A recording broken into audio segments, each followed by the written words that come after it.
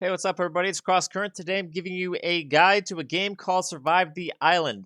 Now, this game just came out yesterday on Steam, but it feels exactly like a game called Beached. There also were other games that had a very similar aesthetic style, such as Muck, Crab Game, etc., but this game is almost an exact copy of Beached. About 99% of it is, with a couple updates and a few strange mechanics that I can barely count as different. So, gonna go over the main screen. YouTube is just him flashing out his own YouTube channel, which is probably why this game is completely free. And you can see the other games that this person makes are the same style, but maybe a different background, as if it's just like a cookie cutter game that was purchased. You can play single player, but not multiplayer. Hopefully, multiplayer comes around. Otherwise, this game is going to be pretty boring. Settings, it's the same as Beach. It's kind of creepy. You can't mess with the sensitivity at all either, so I wouldn't mess with that. Well, obviously you can't, and everything else is kind of kept the same. The stuff that shows here, some of it doesn't even pop up. Like the mini map, it says to show it, but there's actually not a mini map at all in the game. So let's start off. I'll start with the new character, and I don't know if that'll delete my old character. So this is my old character.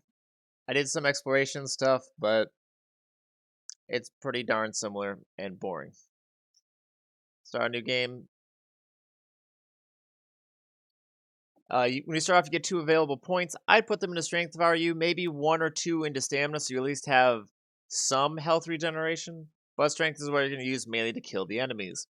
Agility allows critical damage and base armor, but if you have more health, that makes sense, in my opinion, along with the health regeneration, which is always going to be useful.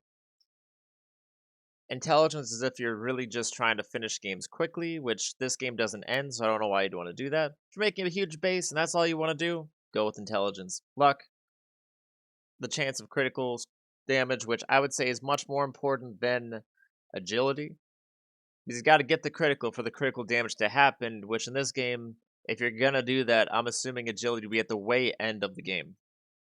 Alright, so like Muck, you have the same exact quest on the right side. Pick things up with E. At this point, I'd say just pick up all the crabs too, because you're going to need them later, at least 4. And that's kind of go through the list. Now, something to keep in mind though is on the right it says get to the big island. Now, on that last game, I actually got to the big island, which required me to swim across the water. And since you have a lot of stamina, which is on the bottom left, you can do it with ease as long as you have the patience to swim for 10 minutes straight. But yeah, on the bottom left, you have health, stamina, food, and water. Eating food and drinking certain things in this game will also regain your health, as well as stamina, and sometimes food and water as well. I don't know how rum gives you food health and how some of the food gives you water, but that's how the game is. So I'm just gonna clip through some stuff that actually might be questionable in this game to help you guys out, so you don't have to see all the extra gameplay. So for starting off, you have to make a sharp stone. To open up the crafting menu, you're going to hit tab, and you can see that almost everything is here. If you have already made the workbench or other things like that, you'll have to go up to the bench, press E, and then start making something that way. Be sure that once you finish something on the quest on the right side, the first steps, that you then exit whatever crafting or escaped menu that you're on. Otherwise, it might not register it, and then you'll have to redo whatever you're doing before to have it then register as you just finished it. To gather your first wood is going to take about 20 times of hitting the tree with the rock. You just hold left click for that. All says you need fiber, you just pick up the flowers. You'll get flowers as well, and later on, you'll want to drop that because it'll take up inventory space. This game also offers seeds, which I guess can be used for farming later down the road if they implement it, but that also won't be useful for a while either. For cooking, you just make sure that there's some sort of wood in the fire, the campfire, and you move whatever meat you have over, turn it on, it'll start making the food. Once it's done, be sure you take all, just so you don't lose anything. Unfortunately, though, in this game, you cannot pick up the campfire, so that's something to keep in mind. To eat any food in the game, make sure that you move it over to the bottom hotbar, the 6 slots. Then press the associated number, like 4, and then you just click and he pulls out his butt and eats it. When you're doing these first steps, I suggest always just picking up extra fibers on the ground, chopping extra trees, because you'll be needing fibers and wood for a long time in this. Also, make sure that you make at least one extra stone hatchet. I don't think you'll need much more than that, because you'll hopefully have a metal hatchet later on. Now, when you get to the stage where it says to craft and equip a weapon, I would personally suggest making a wooden spear. The club takes way too long to swing. Although the AIs are a lot easier to fight in this game than in Beached, I still would just suggest it because you get the reach with it. Wooden club is a little clunky, huge club is clunky, starfish axe, I haven't actually seen starfish, and the other stuff you typically need to kill the skeletons to get to. Killing skeletons is a great way to get quick experience in the game, as well as getting some of the resources that are really hard to find. Now, since you've been collecting all the extra fiber and making it into cloth, make sure you make 30 cloth, and then you can make this cloth bag just to give you some extra storage while you're doing things on the go. So now the game's asking me to make an actual base. I would suggest if you're going to make a base starting off, put it in between the skeletons right there and these three rocks. They'll give you iron, flint, and stone. Just because you have a little bit of everything there, including the fibers and the wood. But to make the building plan, you're going to have to go and hit tab. And scroll up here. 15 fibers makes it. You're going to want to equip the building plan whenever you're trying to make something. So do that. Put it there. Alright, so since I had held down right click and moved our foundation, I would suggest making a 2x2 if you can, because then you have some space to work with, but you also have a small house that you can get the achievements done with.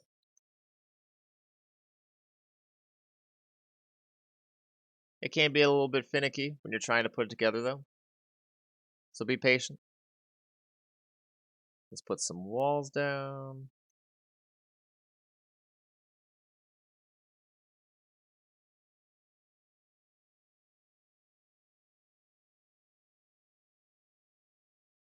Get the ramp.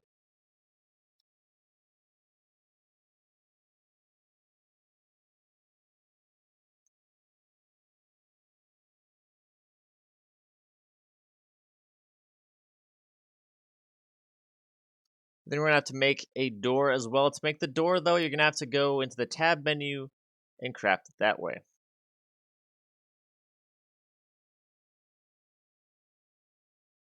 Once you have an inventory, equip it, place it down. Since it's a single player game, I don't see any reason to actually have windows or to put a roof on top of the ceiling.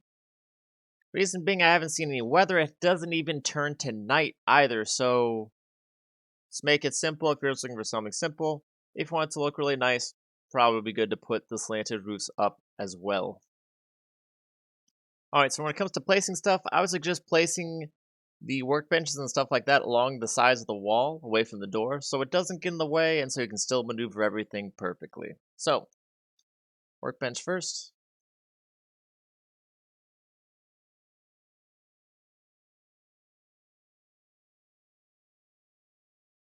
Now, if you want to rotate it, just scroll up or down and you can rotate the object you're trying to place down.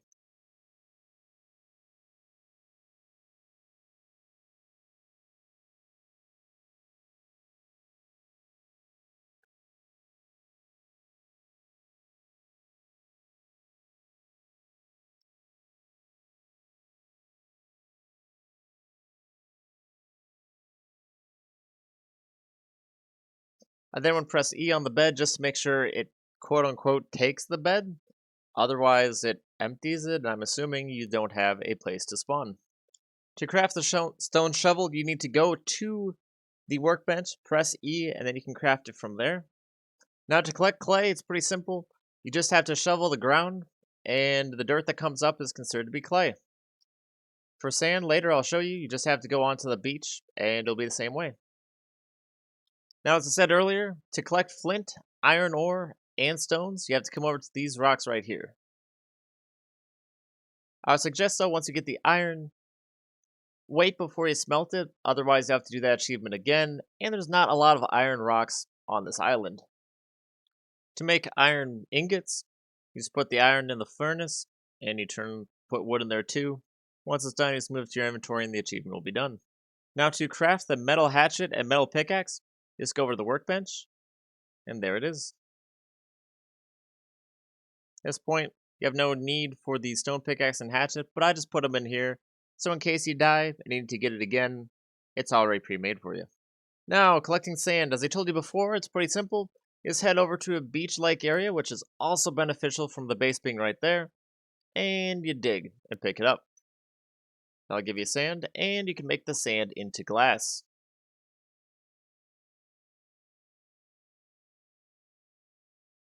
Now, sometimes when you're digging out sand, if you do it 3 or more times, you have a chance to get something else. Like there, I got a stone, and I got a gold plate, which can be melted down into a gold bar. That's more late game stuff, though. Don't really need it right now.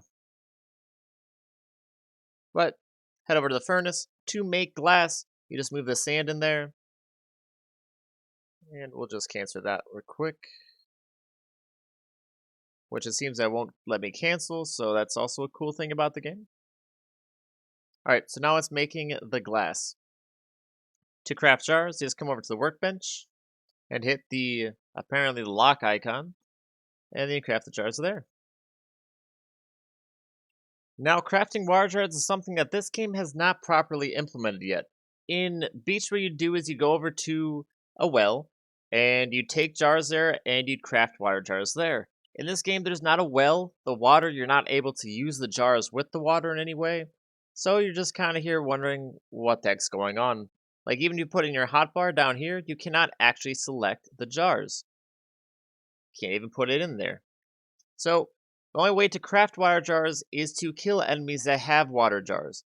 It's pretty rare for the skeletons to have it, so the best way to do it is to head over to another island where you'll find quote-unquote strangers, and you can kill them to get the water jars. Before you head out though, make sure you put all your unwanted stuff into the chest, because these skeletons have a lot of things that you're not really used to having, so you need to make sure you have the inventory space, which is also why I have the backpack on. But yeah, you're going to want to equip the spear, and you're going to want to kill the bowman as quick as possible because sometimes they don't miss their shots.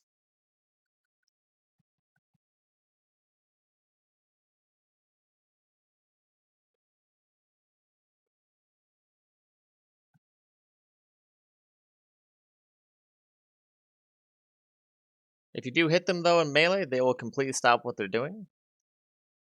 So that is a benefit.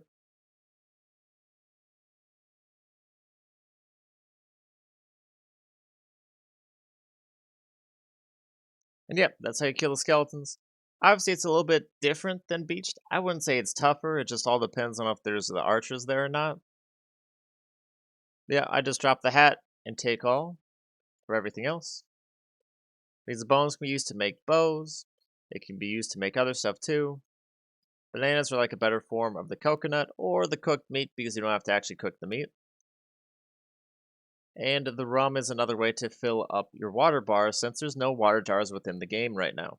Final thing that I would suggest is to make the cloth jacket. This requires 25 cloth, and it just helps you out in battles, which would have helped me last time. So go to the workbench, click on the shirt icon, and you've got that.